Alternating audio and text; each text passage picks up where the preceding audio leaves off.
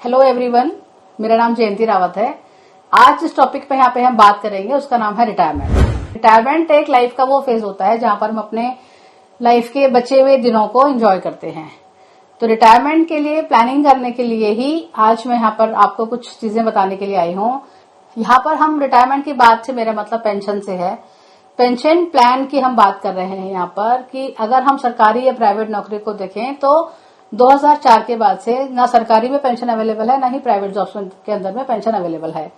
तो यहाँ पर हम पेंशन प्लानिंग के लिए आपको बताते हैं, अगर आप प्राइवेट नौकरी कर रहे हैं, आप 40 से 45 साल की उम्र में हैं, तो आपको अपनी गोल्डन लाइफ के लिए रिटायरमेंट स्टार्ट कर देनी चाहिए, पेंशन प्लानिंग शुरू कर देनी चाहिए। अब अगर मैं थोड़ा सा आपको डिफरेंस बताऊं कि सरकारी में पेंशन मिलती है, प्राइवेट में पेंशन मिलती है, तो उनमें क्या फर्क होता है।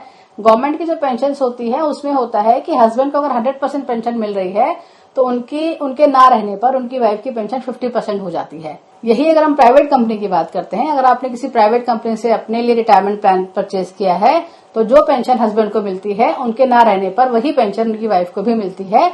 यहाँ पर वाइफ की पेंशन में कोई कटौती नहीं होती है।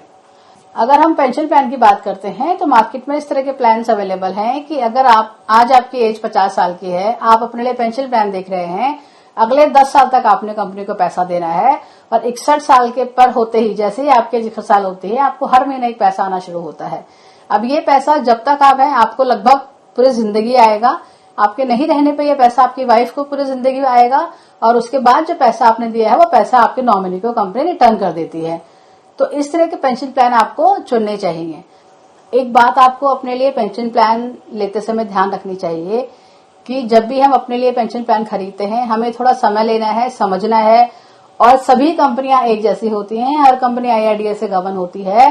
तो यहाँ पर मिस सेलिंग से बचने के लिए आपको समझकर पढ़कर ही इंश्योरेंस खरीदना चाहिए। और जब बात आपकी रिटायरमेंट की है तो आपको और ज्यादा सजग होना है, क्योंकि हो सकता है कि ये आखिरी इंश्योरेंस पॉलिसी हो जो आप अपने लिए खरीद रहे हैं, जिसमें आप अपनी और अपनी वाइफ को प्रोटेक्ट कर रहे हैं।